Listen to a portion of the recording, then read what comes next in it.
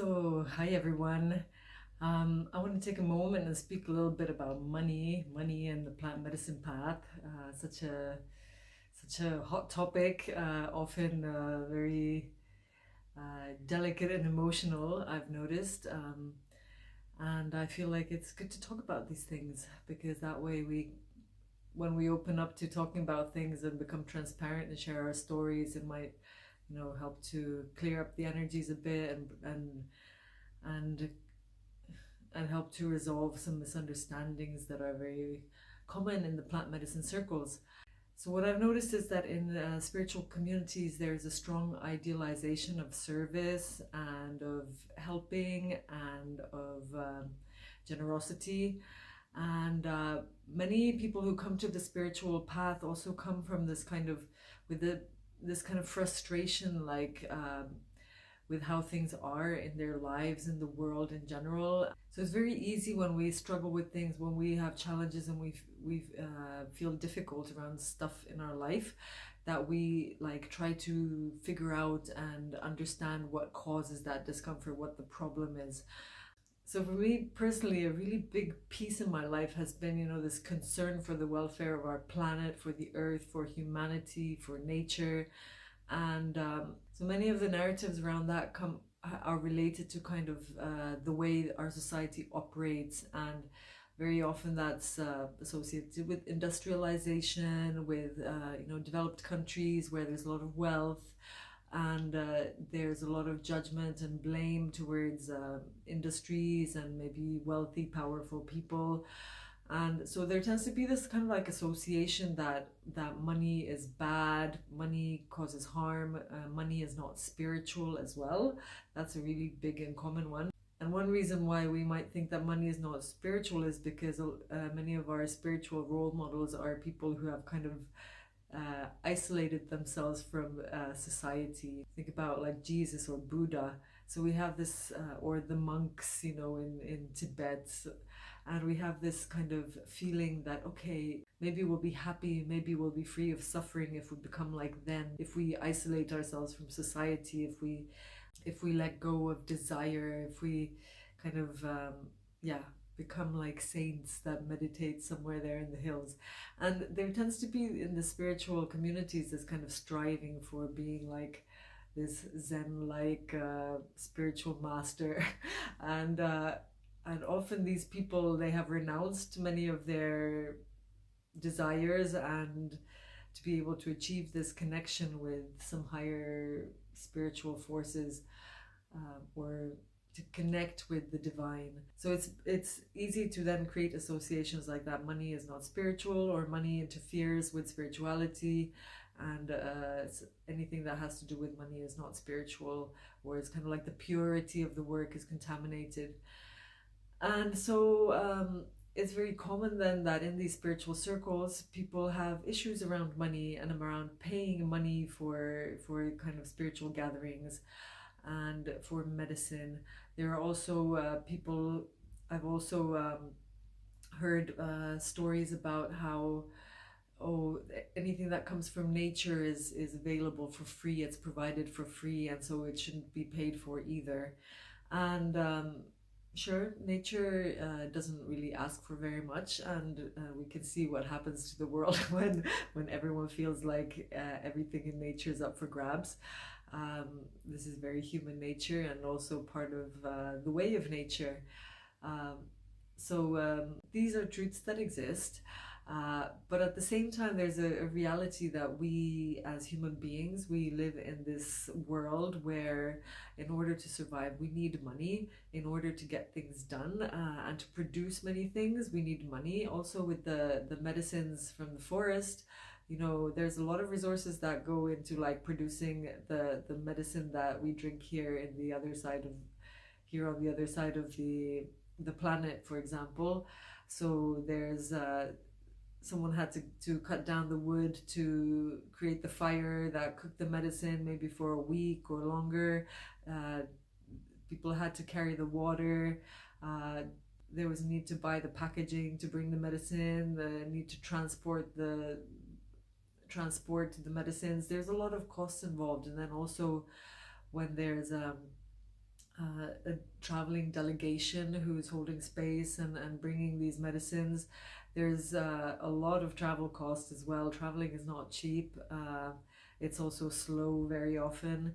And there's a lot of risks involved in this world, especially when we take into account the current systems and how our governments are kind of like relating to these natural products that are offered to us by this planet. So there is this very real reality that there is a need of money to be able to make this work. And then there's of course also the people who are facilitating, holding space. They need money to pay their bills, to take care of their families, to pay for the support that they need in order to be able to develop their skills and their ability, and to have resources to support them in the work that takes place, because it's not an easy job to be holding space for a bunch of people who show up with a lot of issues that they want help with, and there's a lot of uncertainty. So money is really a central piece in the fabric of this work. So another common kind of assumption or story narrative around plant medicines and money can be that, especially in countries where the government system offers subsidized healthcare and educational possibilities enabled by taxpayer money, there can easily be this assumption that anything that has to do with health or education should be free or almost free. Uh, and and that can work if it's like a system that is supported by the government, that the government sees it as valuable and something we're investing in. But as we've noticed, that the government has its own preferences, and so this kind of financial support from the government is not available often for this kind of plant medicine work, at least at this time in history. And one reason why money also often tends to become this really inflated big thing in plant medicine spaces can be because, as I understand it, plant medicines, they function sort of like they open us, they kind of separate the curtains, the veil. We become more like aware of things, and in that process, like a lot of the stuff that is kind of unconscious, that we're not so aware of, that need is asking to be met and like dealt with, it kind of rises to the surface. And that's why, if we know how to work with the plant medicines in a conscious way, in in a respectful relationship, we will maybe recognize that, oh, when we get triggered, when something feels difficult, it's actually an opportunity for us to look in and discover maybe the beliefs and stories that we carry that are misaligned and maybe not supporting us, and maybe spaces where we're not like being respectful of these other perspectives that are available in the spaces that we walk in or where we sit in. So these challenges, rather than being problems that need to be fixed, they can be seen as opportunities for learning and for developing, and opportunities for us to practice discernment and connecting with what our truth is and what our priorities are, what are our needs, what are our resources.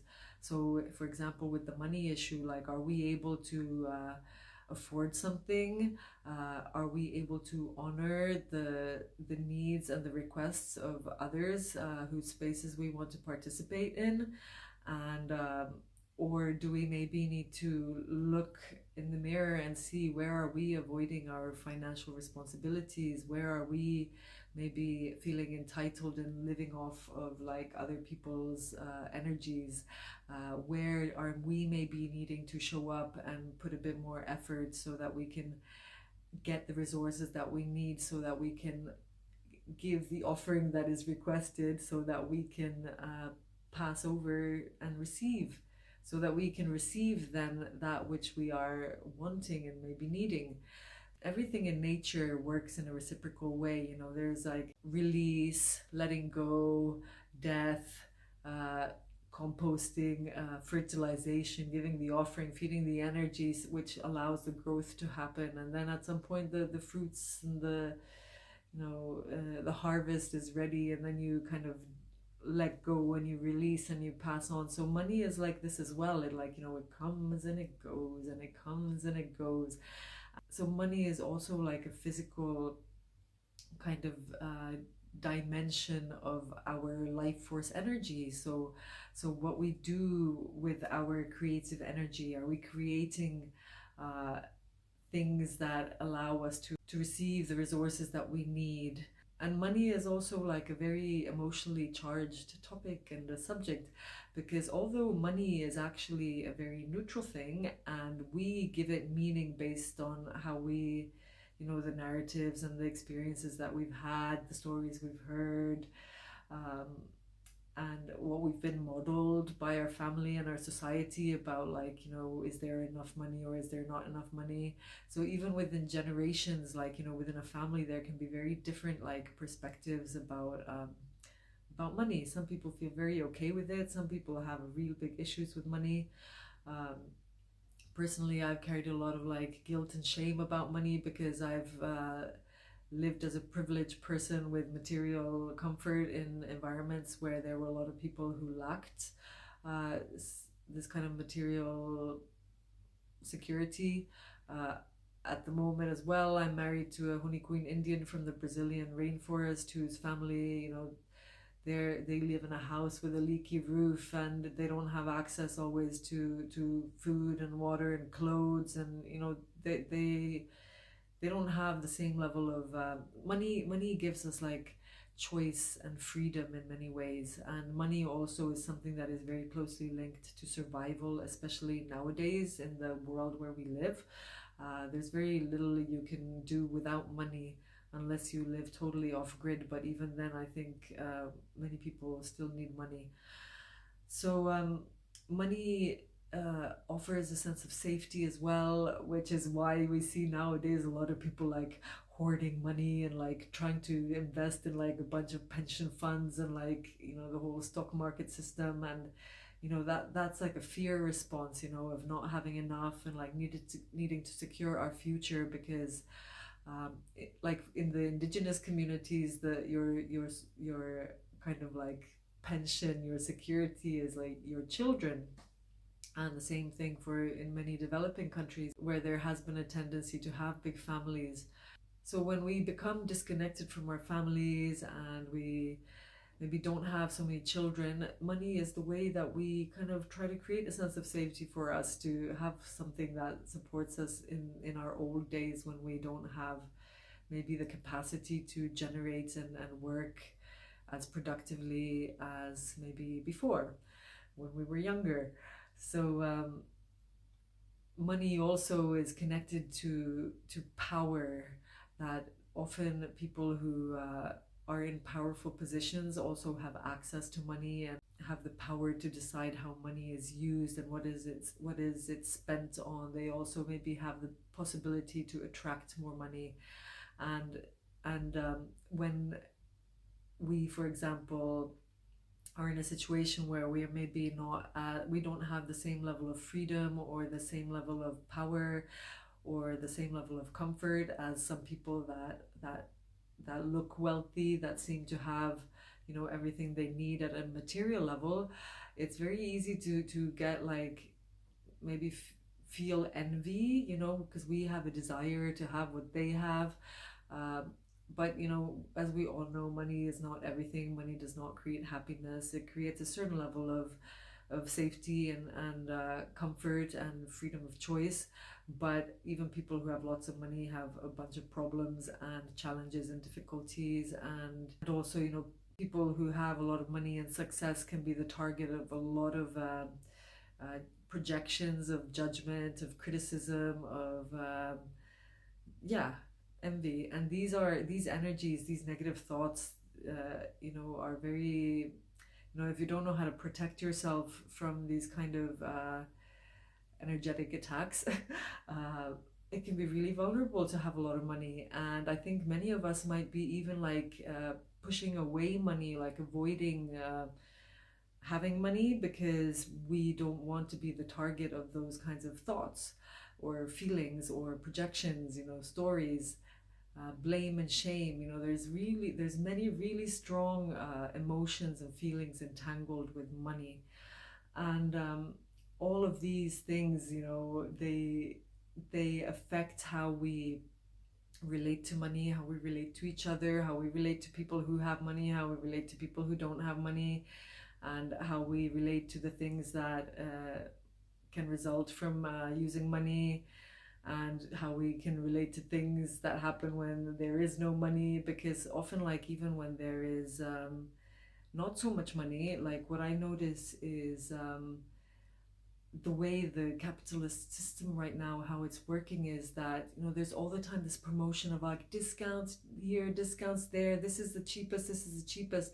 And people, we almost go into this frenzy of like wanting always the cheapest thing, but often the cheapest thing is not the most sustainable way. And often, the cheaper options, they're not like quality things. They break, they don't last very well, they're maybe made of like more yeah, more toxic substances. And sometimes, if we want to if we care about the environment, if we care about the world, it might be better to have more money and to invest in things of higher quality, because in that way we are kind of honoring ourselves, maybe consuming cleaner products. We're also honoring the environment and nature more by using products that don't depend on so much like industrial stuff or like chemicals or whatever the systems are in place that make it possible to access cheap stuff like cheap labor.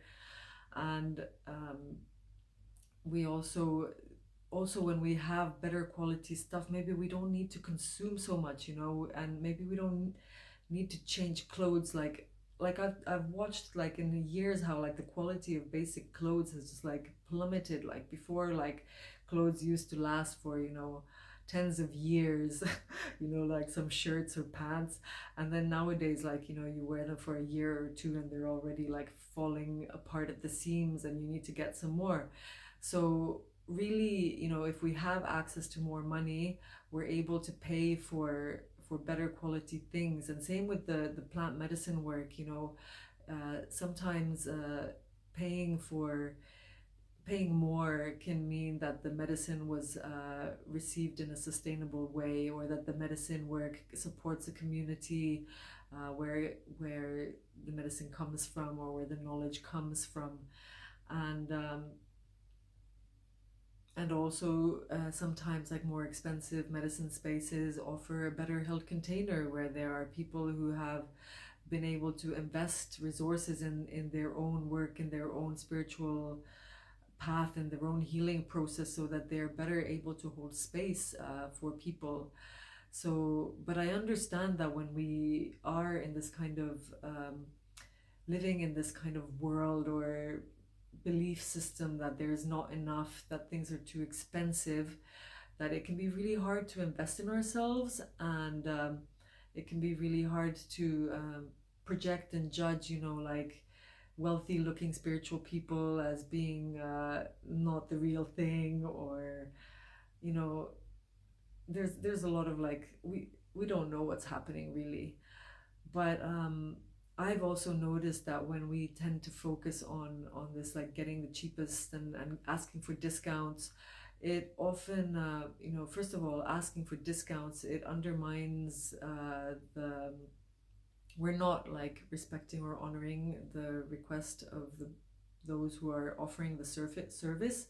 So, and if people are okay, it's possible to give discount when one is in a space of abundance and there's a overflow.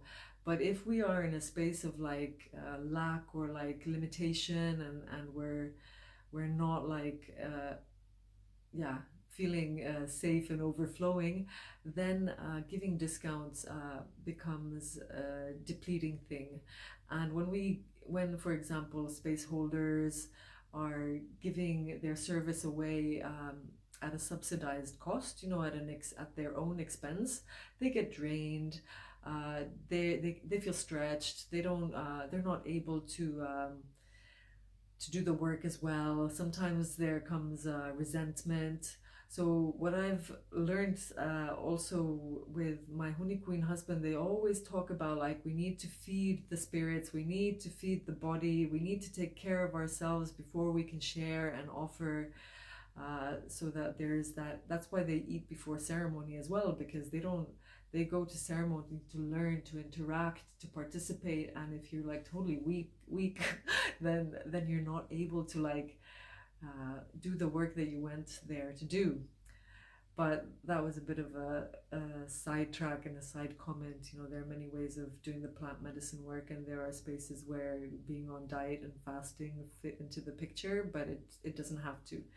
So just like there are many ways of working with money, there are many ways of working with medicine too.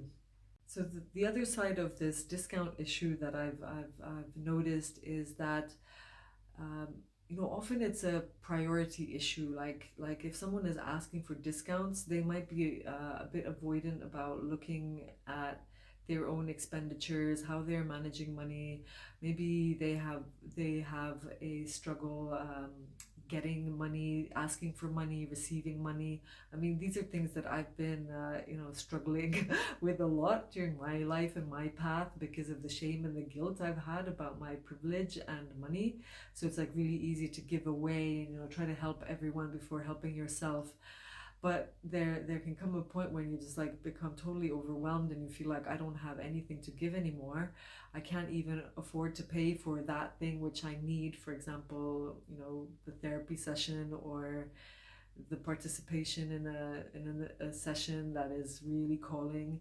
So I understand that the plant medicines and the work and the process and the journey of integrating, it's very much about learning to become aware of where are we limiting ourselves, where are there blocks, where are there things that are causing problems in our life.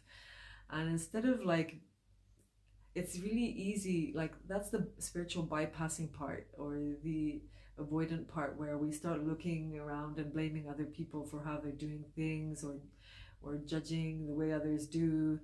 And instead of like looking in the mirror and seeing like, okay, am I actually like, what am I feeling? Am I jealous? Am I envious? Do I wish I had all those nice clothes and all that time to travel to all those cool places, to sit in ceremony, or you know to travel to the jungle and hang out there for a few months.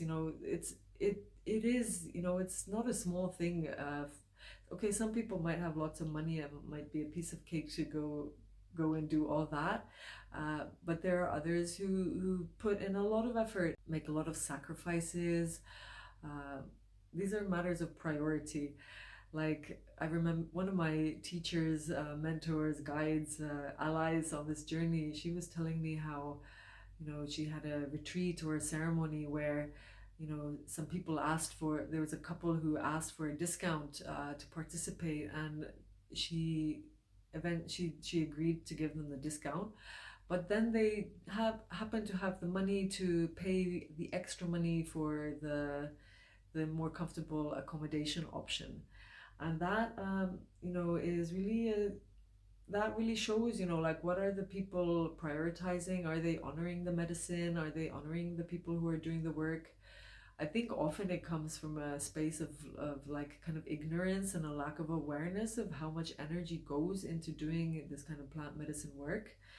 I mean, I remember when I went, like in the early days of participating in ceremonies, I would watch how the leaders, the space holders, the musicians, they looked like they're so relaxed and enjoying themselves and having so much fun, like while they're doing the ceremony. And then during the day, they just like rest and show up in the kitchen to eat, and are chilling and hanging around. And I thought like, whoa, that's pretty. Why aren't they like helping out more with washing dishes and cooking the food and cleaning the toilets and all of that? And what I've later on learned is that, you know, it is not a piece of cake to sit there in front holding space and feeling like the processes of every single person in the room and carrying all the risks of like, you know, is the event going to happen or not, and is, you know, there's so many, like the picture is really big, you know, like even just simply like access to the medicine, and that is such a big piece. And yeah, all everything that goes along with this, you know, and there's a lot of people that show up in spaces with special needs and challenges and having to navigate and communicate and support people and resolve conflicts and disagreements and misunderstandings. There's a lot that goes into it, and the space holders also need to get rest so they can hold space the next night. um, but that was something that for me, you know, I didn't understand, you know, that I didn't understand how much money and energy goes into doing this work. And I had these same kind of thoughts when I was participating in ceremonies as kind of like a helper. um, I was working during the ceremonies at night, you know, holding space, helping people. And then during the day, I was cooking and cleaning. And I remember there was one retreat where there were 3 nights of ceremony in a row. And I didn't, I only slept 2 hours that weekend. I think it was on, yeah, between the second and the third night. I slept 2 hours. And then I, by the time I got home, I was like exhausted, flattened, and I was like, I got sick and with the flu. And it was kind of like a pattern that I would like go to ceremonies and I'd like just be full on working, and then I would fall sick. And I've seen other people in that same kind of pattern as well. And then feeling like resentment because I was paying you know, a certain amount of money, you know, to help cover the costs of the medicine and food and all of that, which I understand is fair, because there are costs involved. And but then I started feeling like, oh, you know, like they're earning money and they're working less than me. They're sleeping, they're, you know, I had all these justifications for why I felt like I shouldn't pay. And but then what I've learned later on has been that the problem has not been like really the money. The problem has been me not being aware of or honoring my body's needs and desires for rest or food. I've gone so like enchanted by the fun of like everything and connecting with everyone and being there, and the kind of energetic exchange that happens when you like overgive and help someone for like hours and hours and end maybe, and then it's like, and getting that kind of like emotional fix of, okay, now I was worthy or valuable because I spent X amount of energy and time, you know, helping someone else fix their problems. And what I've learned now later on is that actually protecting our energy, our time, our resources is really, that's what self-care is about. And once we've taken care of ourselves, then we are more resourced to be able to support and help others as well. And very often the best kind of help is not something that you spend hours and hours and hours on. It's one where you're able to kind of like in an aligned space, you're able to support the person to resolve it themselves. So another thing that was also causing this resentment that I was feeling about working so hard and having to pay, uh, contribute to paying for ceremonies, was my inability to value what the retreat or ceremony experience was offering me. Because I was there like with this mentality that, oh, I'm here to help, you know, they can't do this without me, and I'm so important, and I'm sacrificing myself so much. And you know, this whole kind of like martyr story, like savior complex, um, identity that I was traveling with at the time. And in the process, I wasn't really able to like sit back and observe and witness and receive. I was always like kind of on the alert and like getting involved in everything, entangled in so many processes, rather than being there, learning and receiving and being grateful for the opportunity. because much of, in the Western world, especially when it comes to money, it's often like there's a very concrete transaction. There's like, okay, I give you money and I get an hour of your time, or I get an hour, or I spend money and I get this. You go to the supermarket and, price per kilo, and we have this very linear and rational way of managing this kind of energetic exchange.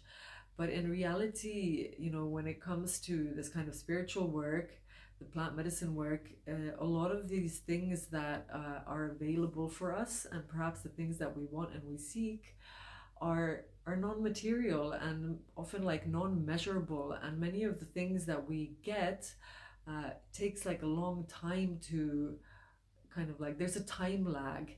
So like, some, it can take, months or years to integrate the experiences or the lessons from the plant medicine experience. And that also depends on how well we're able to use what we have.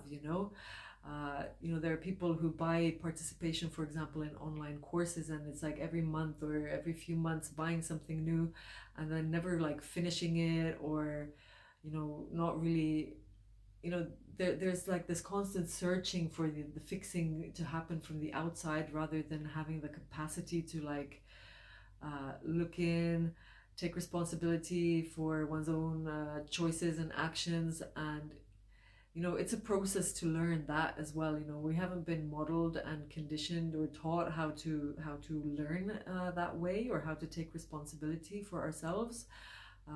So it's a process to learn that. But that's something that I see, for example, in my relationship with the indigenous people, that they don't, okay, they have the medicines, they might have seeds and like, nice jewelry that one can buy. But like the really valuable stuff that they have, that I learn about, is what I learn about how they relate within their family, how they relate with spirit, because that's also what prayer is about. Like the skilled shamans and healers, what they have is an ability to connect and communicate with the spirit realms, with the creator, with the whatever forces they are invoking. And that is something that is priceless, and that is something that you cannot buy. That is something that you develop through practice and appreciation and gratitude, and like nurturing relationship by giving, reciprocity, appreciation, sharing.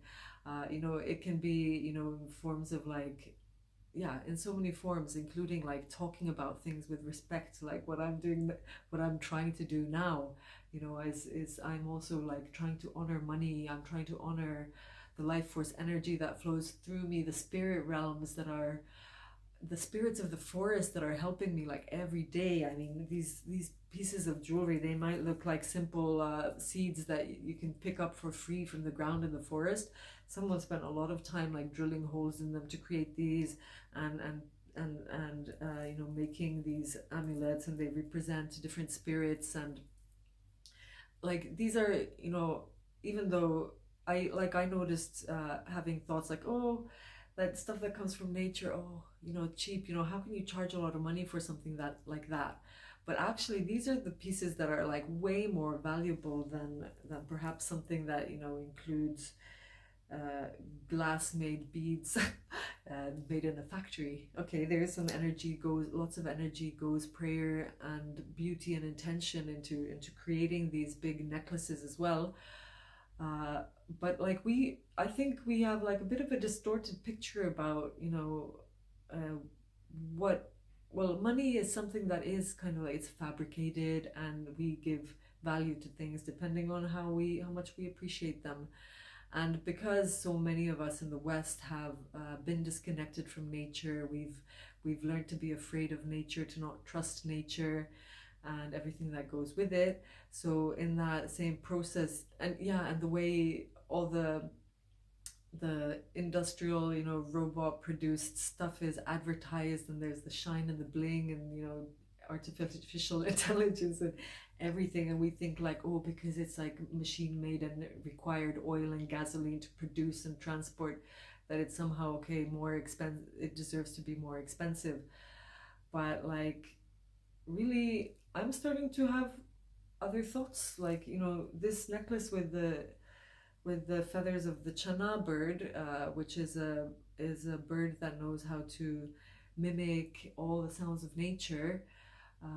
I've received several initiations with Hampaya, which is this chana initiation that the Honey Queen people do, which is to learn, to connect with the spirit, to plant the seed, the spirit of this bird in me, and to create a relationship with it so that it helps me to mimic, to learn, to speak, to bring happiness, to bring joy, to sing, So it's, as I'm understanding, it's all about relationship. And same with money, we've, so many of us have learned, through that shame and the guilt. It's like sex as well, to like, ooh, avoid, talk bad about it, judge other people who have good relationships with it, because in a way we're like envious. We can try to do all kinds of, affirmations and change our belief systems and stuff. But what I've learned is that it's not enough to just like look at your problems and see all the things that are wrong, but you actually need to replace that with something new, a different way of relating. So in the case of money, for example, there might be huge resistance to like spending money on something that is more expensive but better quality, or to invest in ourselves because we think that, oh, we don't deserve, there's other people who need more. um, but really, what it if we want to experience change, if we want to create new kinds of relationships with ourselves, with money, with time, with our energy, with our partnerships, our relationships with our family members, the thing, it doesn't solve the problem if we blame those things and judge those things that we think are the cause of the problem. The solution comes from practicing new ways of like relating, of practicing gratitude, of practicing appreciation. It can be really a lot easier said than done. And that's because our nervous systems hold and imprints of these stories and narratives that come from our experiences, the stories we've heard, that we've inherited through observation from our family members. So those are like really strongly built in our body. And I noticed there's a tendency, like, in modern, there's a lot of talk about trauma, and to get really identified with the story and into this victimhood thing about like, oh, I suffered this and this and this, and that's why I'm like this. But getting really identified with those stories is really, can make those patterns even more deeply ingrained in us. Uh, and I find that if we can actually create a bit of distance between the story, the narrative, and our experience and what we feel, it can really help us to open up to getting new insights, to have the courage to look honestly at ourselves and what we are maybe not doing so well, and to identify ways in which we could maybe do things better. And this process, like, it's a very like a physiological thing. Like, I've been studying now for a year with a woman called Kate Northrup, who teaches an online program uh, called Relaxed Money. And in this program, what I've learned is she works a lot with nervous system healing, like bringing awareness to how our nervous system is feeling, because when we get triggered by these difficult things, and the money stories or whatever, or sex, or showing up, speaking, connecting with anyone, being in relationship with others, it's like we've learned at some point that that's maybe dangerous. And so our body like goes into this grip, like protection mode. Either we like if we feel confident, we'll like fight back, criticize, judge, or try to like dominate, this power dynamic comes up.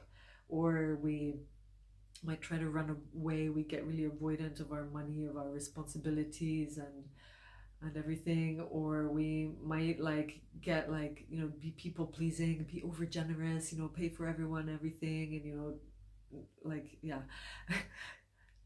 or we can go into this collapse freeze state where we just like totally disassociate. We can't hear anything, we're not available for anything.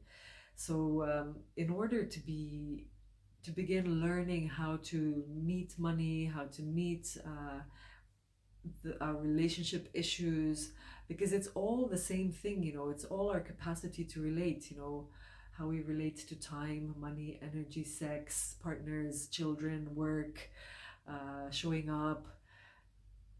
Yeah, everything. It's about relationship. And if we don't feel safe in relationship, uh, that's because it's like patterned, imprinted in our body. So what I've been learning is that when we start from body first, uh, soothing ourselves, learning how to take care of, to create a sense of safety at the physical embodied level, then we can open up to like connecting, to seeing like what's wrong, what's the problem. Then we can like help to resource ourselves so we can have the courage to look at the really difficult stuff, you know, the mess, like, you know, because there might be, you know, guilt and shame involved in like how we participated in creating the mess or the difficulty. And and then we need to like, yeah, through that felt sense of safety, maybe we can open up to like compassion and forgiveness and acceptance. And when we're able to get into that space, we can be open to like, you know, meeting other people, meeting ourselves, meeting the world honestly.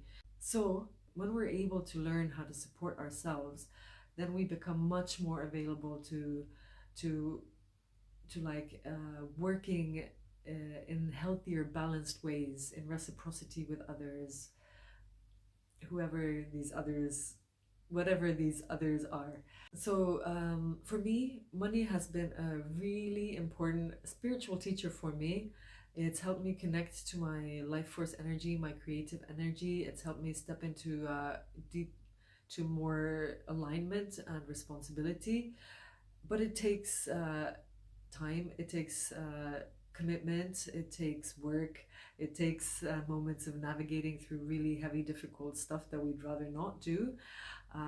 So it takes commitment, and in the same applies to the plant medicine path. So the all the things that we meet in plant medicine ceremony, the things that we understand, um, the integration process is a process that takes time and it requires patience. And especially like this kind of this nervous system work that I'm talking about, the embodied uh, experience, it's very much, it happens in community together with other people. For me, my husband has been a really important support for me to learn how to navigate the difficult stuff, because he's been able to meet me in a non-judging way. And yeah, basically he hasn't been getting involved in my dramas and my problems, so I've had to like meet them myself and take responsibility myself. And so if you feel that like what I'm speaking about resonates, and you want to explore ways that you can support yourself to create this kind of transformation in your life, that transformation, it the most efficient way to create this kind of transformation is to spend time and be around people who already embody those qualities that you wish. So for me, that means I'm going to re-enroll in the Relaxed Money course with Kate Northrup, because with her, I can, in her space, it's possible for me to connect with these energies and frequencies of, and these narratives of abundance and freedom and yeah, so that I can, when I have my difficult moments of dealing with money issues and expansion, because every time we expand and go into new unfamiliar territory, it will awaken in us this resistance and fear, and the desire to withdraw, uh, or respond in whatever way we tend to respond, over functioning even maybe. So that's my way of like staying accountable, to support myself, resource myself, to invest in my well-being so that I can then be able to serve others better as well. So and I'm really, you know, I've been so inspired by what I've been learning through Kate, and especially this nervous system level work. that I'm bringing in this approach also in how I want to support people in my community to navigate the plant medicine path. So I've created an online course called the Sacred Plant Medicine Journey, which is about this process. And I'm opening up an online community called Siriani's Sanctuary. Siriani is the enchanted boa who is guiding this whole work, who's present and who's been showing me and teaching me and supporting me and calling me, because it is a calling to be on this plant medicine path for me. And if, you know, what I'm speaking about resonates, if you feel like having support for your journey, your process, the world is full of so many people, wonderful people sharing so much from their learned experience, their lived experience. And so Kate and I are two people that exist in this sphere, and I'm going to add the information in the description section here below, where you can learn more about Kate's work and also about how to learn more about my offerings. So if these are things that inspire and interest you, then have a look, check it out. That's what this journey is about. It's not about like making masses of money. It's about like supporting all of us to like step into our, the word glory wants to come out. It's maybe a bit like well, why not, like, who said we're not allowed to experience a glorious life? I know that I have my moments when I feel like I can be there and I can get there, and then I have moments when I crash and I'm like, oh fuck, you know that's just a fantasy, and is it just an illusion, and is it just there's like that, the life is full of these polarities. It's a roller coaster, and there's good moments and there's bad moments, but you know why not have those good moments as well, especially if we're still like, even though we go up and down, we're still constantly kind of like going upwards. I feel if we keep our focus there and our intention there, that's where we're going to go. Thanks for listening. I hope you found something useful and inspiring here. And I just want to thank all my allies, my support, my resources for being with me, and for helping me share this information with you. So I hope to see you, hear you around. Please share your stories, your insights. That's really, it's a way of integrating your process, giving validation for your experience, and also a way for us, for those of us who are here in service for supporting the evolution of humanity on this planet. It's fuel for us. If you can't afford to participate in our to buy our services and help us sustain this work in that way, then your words like are really like rocket fuel, like help us keep motivated to keep doing this.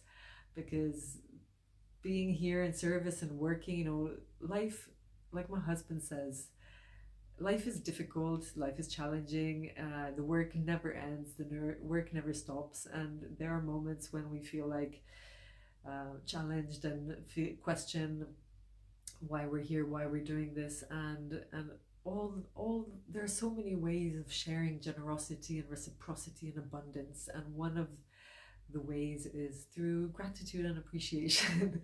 So I'm not here asking for to be kind of put on a pedestal and appreciated, but just saying that to you, because you might notice that your life improves when you start appreciating other people. I've noticed when I've started making conscious efforts for that, it's really been it really makes me feel better.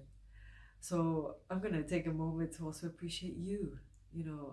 I'm really happy to see that there are new people joining my channel, subscribing to my channel, more people liking my videos and shares on social media, and I really am loving getting to know new people. I'm really curious who everyone is, and I really love I've gotten like such beautiful messages from people that I've never met, and that's like, what a beautiful gift to feel this connection with so many people from so many places around the world. Like, we really are not alone, and that I feel is kind of like the safety net that so many of us are longing for and seeking, and trying to compensate for it through getting more money. Um, so money is great and it's valuable and welcome lots of money, but it's not like, unless we have this other sense of security and safety, this connection, the money is never going to be enough. You always find more things to spend money in. Our cost of living become more, go higher, and we're constantly wanting more, and that's not a sustainable way. So the real way to access a sense of safety and a feeling of wealth is to nurture our relationships, all of our relationships, not just like stare at the money or stare at work, but also like connect with our community, connect with our family, connect with our spirit allies, and also to have a beautiful relationship with money and time and energy and all of that good stuff. So I think that's enough. Once again, thank you so much and have a good one. I'll catch you later.